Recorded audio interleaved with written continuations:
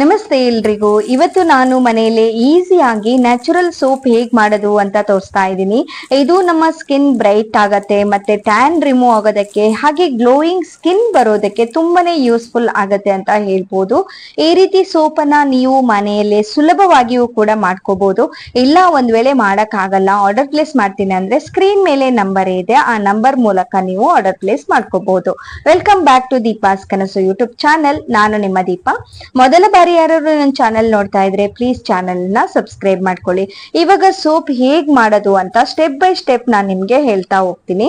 ಇಲ್ಲಿ ನಾನು ಗೋಟ್ milk soap base ಅನ್ನ ತಗೊಂಡಿದ್ದೀನಿ. ಗೋಟ್ ಮಿಲ್ಕ್ ತಗೊಳ್ಳೋದ್ರಿಂದ ನಮ್ ಸ್ಕಿನ್ ಇನ್ನೂ ಬ್ರೈಟ್ ಆಗತ್ತೆ, ತುಂಬಾ ಚೆನ್ನಾಗಿ ಅದು ಒಂದು ಸ್ಮೂತ್ ಎಫೆಕ್ಟ್ ಕೊಡುತ್ತೆ ಅಂತ ಹೇಳ್ಬೋದು. ಹಾಗಾಗಿ ನಾನಿಲ್ಲಿ ಗೋಟ್ ಮಿಲ್ಕ್ ಸೋಪ್ ಬೇಸ್ ಅನ್ನ ಯೂಸ್ ಮಾಡಿದ್ದೀನಿ. ಅದ್ರ ಜೊತೆಗೆ ನಾವು ಇಲ್ಲಿ ಯಾವ್ದೆಲ್ಲ ಇಂಗ್ರೀಡಿಯೆಂಟ್ಸ್ ಬೇಕು, ಯಾವೆಲ್ಲ ನಮ್ಮ ಮುಖಕ್ಕೆ ಸೂಟ್ ಆಗತ್ತೆ ಅದೆಲ್ಲ ಇಂಗ್ರೀಡಿಯೆಂಟ್ಸ್ ಅನ್ನ ಮಿಕ್ಸ್ ಮಾಡಿಯೂ ಕೂಡ ತಗೋಬಹುದು. ಇಲ್ಲಿ ನಾನು ಮಾಡ್ತಾ ಇರೋದು 1 ಟೀ ಸ್ಪೂನ್ ಆಗುವಷ್ಟು ರೈಸ್ ಫ್ಲೋರ್ ತಗೊಂಡಿದ್ದೀನಿ. ಈ ರೈಸ್ ಫ್ಲೋರ್ ಅನ್ನ ನೀವು ಸ್ವಲ್ಪ ಜರಡಿ ಮಾಡ್ಕೋಬೇಕು. ಯಾವಾಗ್ಲೂ ತರಿ ತರಿ ಇರಬಾರ್ದು, ನೈಸ್ ಆದ ಜರಡಿ ಹಿಡಿದಂತಹ ಒಂದು ಪೌಡರ್ ಅನ್ನ ತಗೊಳ್ಳಿ. ಜಾಸ್ತಿ ತರಿ ತರಿ ಬೇಡ, ಅದನ್ನ ಇನ್ನೊಂದ್ಸಲ ಜರಡಿ ಮಾಡ್ಕೊಳ್ಳಿ, ಚಿಕ್ಕ ಇದ್ರಲ್ಲಿ ಜರಡಿ ಮಾಡ್ಕೊಳ್ಳಿ, ಅವಾಗ ನಿಮ್ಗೆ ಫೈನ್ ಪೌಡರ್ ಸಿಗತ್ತೆ. ಈ ರೈಸ್ ಪೌಡರ್ ನ ನೀವು ಯೂಸ್ ಮಾಡೋದ್ರಿಂದ ನಿಮ್ ಸ್ಕಿನ್ನಿಗೆ ಒಂದು ಒಳ್ಳೆ ಸ್ಕ್ರಬ್ಬಿಂಗ್ ಎಫೆಕ್ಟ್ ಸಿಗತ್ತೆ. ಮತ್ತೆ ಅಷ್ಟೇ ಅಲ್ಲದೆ ನಿಮ್ ಸ್ಕಿನ್ ನಲ್ಲಿ ಇರುವಂತಹ ಒಂದು ಟ್ಯಾನಿಂಗ್ ಕೂಡ ರೆಡ್ಯೂಸ್ ಆಗ್ತಾ ಹೋಗುತ್ತೆ. ಇದರಲ್ಲಿ ನ್ಯಾಚುರಲ್ ಪ್ರಾಪರ್ಟೀಸ್ ಇರೋದ್ರಿಂದ ಸಾಕಷ್ಟು ಸ್ಕಿನ್ ಗ್ಲೋ ಆಗೋದಕ್ಕೆ ಇನ್ಕ್ರೀಸ್ ಆಗ್ತಾ ಹೋಗುತ್ತೆ ಅಂತ ಹೇಳ್ಬೋದು. ಅದರ ಜೊತೆಗೆ ನಾನು ಸ್ಯಾಂಡಲ್ವುಡ್ ಪೌಡರ್, ಚಂದನ ಅಂತ ಹೇಳ್ತೀವಲ್ಲ, ಅದನ್ನ ಯೂಸ್ ಮಾಡ್ತಾ ಇದ್ದೀನಿ. ಈ ಸ್ಯಾಂಡಲ್ವುಡ್ ಪೌಡರ್ ನ ಒಂದು ಅರ್ಧ ಟೀ ಸ್ಪೂನ್ ಅಷ್ಟು ಯೂಸ್ ಮಾಡಿದ್ದೀನಿ. ಇದು ನಮ್ ಸ್ಕಿನ್ನಿಗೆ ಒಂಥರ ಕೂಲಿಂಗ್ ಎಫೆಕ್ಟ್ ಕೊಡುತ್ತೆ. ಜೊತೆಗೆ ಪಿಂಪಲ್ಸ್, ರೆಡ್ನೆಸ್ ಮತ್ತೆ ಇರಿಟೇಷನ್ ಇದ್ರೆ ಕಡಿಮೆ ಮಾಡತ್ತೆ. ಸ್ಕಿನ್ ಟೋನ್ ಈವನ್ ಆಗಿ ಬ್ರೈಟ್ ಲುಕ್ ಬರೋದಕ್ಕೆ ಈ ಸ್ಯಾಂಡಲ್ವುಡ್ ಪೌಡರ್ ತುಂಬಾನೇ ಹೆಲ್ಪ್ ಮಾಡತ್ತೆ ಅಂತ ಹೇಳ್ಬೋದು. ಅದ್ರ ಜೊತೆಗೆ ಕಾಫಿ ಪೌಡರ್ ಒಂದು ನ್ಯಾಚುರಲ್ ಆಗಿ ನಿಮ್ಗೆ ಸ್ಕಿನ್ ಬ್ರೈಟ್ನಿಂಗ್ ಮತ್ತೆ ಟ್ಯಾನಿಂಗ್ ಎಲ್ಲ ರಿಮೂವ್ ಮಾಡೋದಕ್ಕೆ ಹೆಲ್ಪ್ ಮಾಡತ್ತೆ. ಡೆಡ್ ಸ್ಕಿನ್ ಎಲ್ಲ ಸೆಲ್ಸ್ ಎಲ್ಲ ರಿಮೂವ್ ಮಾಡಿ ಸ್ಕಿನ್ ಕ್ಲೀನ್ ಅಂಡ್ ಫ್ರೆಶ್ ಆಗಿ ಆಗೋದಕ್ಕೂ ಕೂಡ ಕಾಫಿ ಪೌಡರ್ ಹೆಲ್ಪ್ ಆಗುತ್ತೆ. ಇದರಲ್ಲಿ ನಿಮ್ಗೆ ಬ್ಲಡ್ ಸರ್ಕ್ಯುಲೇಷನ್ ಇಂಪ್ರೂವ್ ಆಗಿ ಸ್ಕಿನ್ನಿಗೆ ಒಂದು ನ್ಯಾಚುರಲ್ ಗ್ಲೋ ಕೊಡೋದ್ರಲ್ಲಿ ಮತ್ತೆ ಟ್ಯಾನಿಂಗ್ ರೆಡ್ಯೂಸ್ ಮಾಡೋದಕ್ಕೂ ಕೂಡ ನಮ್ಮ ಈ ಕಾಫಿ ಪೌಡರ್ ತುಂಬಾನೇ ಹೆಲ್ಪ್ ಮಾಡತ್ತೆ. ಈ ಎಲ್ಲಾ ಇಂಗ್ರೀಡಿಯೆಂಟ್ಸ್ ಕೂಡ ನಮ್ಮ ಮುಖಕ್ಕೆ ಒಂದಲ್ಲ ಒಂದ್ ರೀತಿಯಲ್ಲಿ ಬೆನಿಫಿಟ್ಸ್ ಆಗಿರೋದ್ರಿಂದ ಇದನ್ನ ನಾವು ಸೋಪ್ ಜೊತೆ ಬಳಸೋದ್ರಿಂದ ನಮ್ಗೆ ಸ್ವಲ್ಪ ಆದ್ರೂ ಎಫೆಕ್ಟ್ ಆಗತ್ತೆ ಅಂತ ಹೇಳ್ಬೋದು. ಇದು ನ್ಯಾಚುರಲ್ ಆಗಿ ಆಗುವಂತಹ ಒಂದು ಸೋಪ್ ಇದು. ಇದನ್ನ ನೀವು ಮತ್ತೆ ಇದಕ್ಕೆ ನೀವು ಯಾವ ರೀತಿ ಬೇಕು, ಈಗ ಆರೆಂಜ್ ಫೇಲ್ ಪೌಡರ್ ಬೇಕಂದ್ರೂ ಆಡ್ ಮಾಡ್ಕೋಬಹುದು, ಇಲ್ಲ ಮುಲ್ತಾನ್ ಮಿಟ್ಟಿ ಬೇಕಂದ್ರೂ ಆಡ್ ಮಾಡ್ಕೋಬಹುದು. ನಿಮ್ಮ ಸ್ಕಿನ್ನಿಗೆ ಯಾವ ಟೈಪ್ ಇದೆ ಅಂತ ಹೇಳಿದ್ರೆ ಅದೇ ಟೈಪ್ ಸ್ಕಿನ್ ಕೂಡ ಅದೇ ರಿಲೇಟೆಡ್ ಸೋಪ್ ಕೂಡ ನಾನು ನಿಮ್ಗೆ ರೆಡಿ ಮಾಡಿ ಕೊಡ್ತೀನಿ. ಒಂದೇ ಮುಲ್ತಾನ್ ಮಿಟ್ಟಿ ಬೇಕಂದ್ರೆ ಓಕೆ, ಸ್ಯಾಂಡಲ್ವುಡ್ ಬೇಕಂದ್ರೆ ಓಕೆ, ಇಲ್ಲ ಆರೆಂಜ್ ಫೀಲ್ ಪೌಡರ್ ಯಾವ ತರ ಸೋಪ್ ಕೇಳ್ತೀರಾ ಆ ತರದ ಸೋಪು. ಆ ಪೌಡರ್ ನ ಎಲ್ಲದನ್ನ ಮಿಕ್ಸ್ ಮಾಡ್ಕೊಳ್ಳಿ. ಮಿಕ್ಸ್ ಆದ್ಮೇಲೆ ಇದಕ್ಕೆ ಸ್ವಲ್ಪ ನಾವು ಡ್ರೈನೆಸ್ ಬರಬಾರ್ದು ಅಂತ ಹೇಳಿ ಸ್ವಲ್ಪ ಆಯಿಲ್ ಅನ್ನ ಕೂಡ ಆಡ್ ಮಾಡ್ಬೇಕಾಗತ್ತೆ. ಇದಕ್ಕೆ ಗ್ಲಿಸರಿನ್ ಏನಕ್ಕೆ ಆಡ್ ಮಾಡ್ತೀವಿ ಅಂದ್ರೆ ಸ್ವಲ್ಪ ಮಾಯಿಶ್ಚರೈಸರ್ ಬೇಕು. ಹಾಗಾಗಿ ಇದಕ್ಕೆ ನಾವು ಸ್ವಲ್ಪ ಗ್ಲಿಸರಿನ್ ಹಾಕೋದ್ರಿಂದ ಸ್ಕಿನ್ ನಲ್ಲಿ ಒಂದೊಳ್ಳೆ ಮಾಯಿಶ್ಚರೈಸರ್ ಲಾಕ್ ಆಗಿ ಡ್ರೈ ಆಗೋದನ್ನ ಇದು ಕಂಪ್ಲೀಟ್ಲಿ ತಪ್ಪಿಸುತ್ತೆ ಅಂತ ಹೇಳ್ಬೋದು.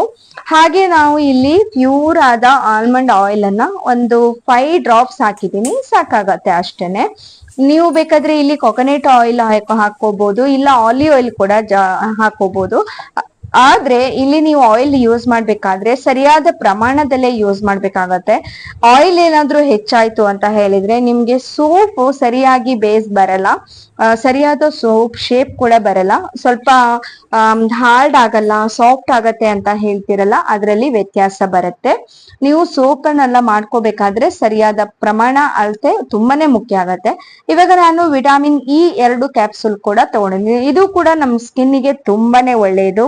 ಫೈನ್ ಲೈನ್ಸ್, ವ್ರಿಂಕಲ್ಸ್ ಎಲ್ಲ ರೆಡ್ಯೂಸ್ ಮಾಡಿ ನಮ್ ಸ್ಕಿನ್ನಿನ ಒಂದು ಒಳ್ಳೆ ರಿಪೇರಿ ಮಾಡತ್ತೆ ಅಂತ ಹೇಳ್ಬೋದು.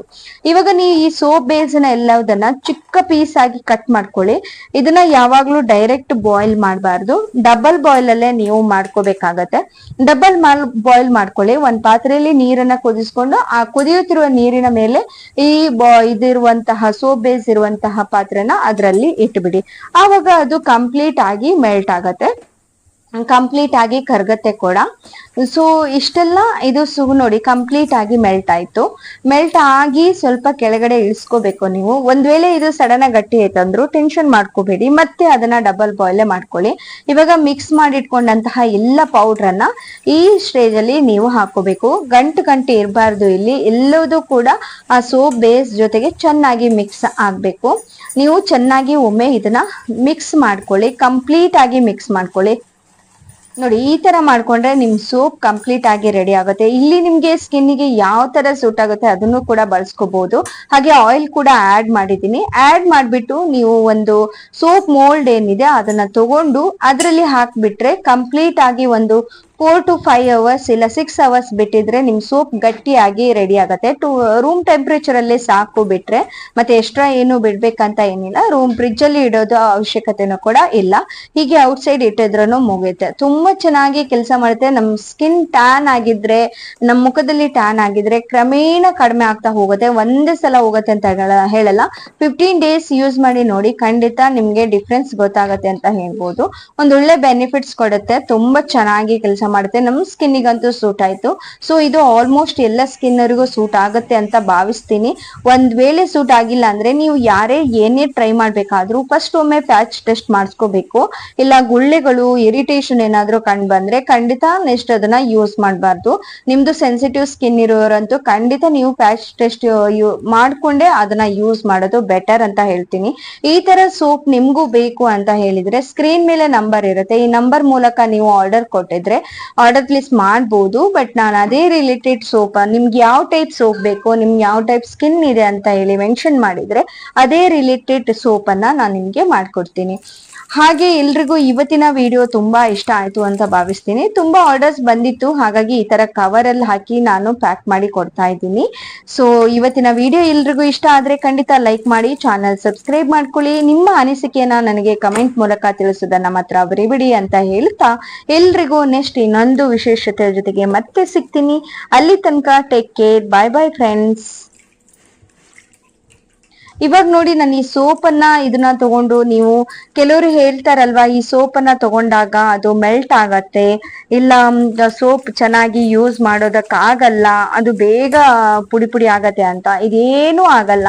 ಆ ತರದ್ ಯಾವುದೇ ಭಯ ಬೇಡ. ಯಾಕಂದ್ರೆ ಆ ಸೋಪ್ ದೊಡ್ಡ ಸೋಪ್ ನಾನು ಯೂಸ್ ಮಾಡಿ ತೋರಿಸಿಲ್ಲ, ಅದೆಲ್ಲ ಆರ್ಡರ್ ಇರುವಂತ ಸೋಪು.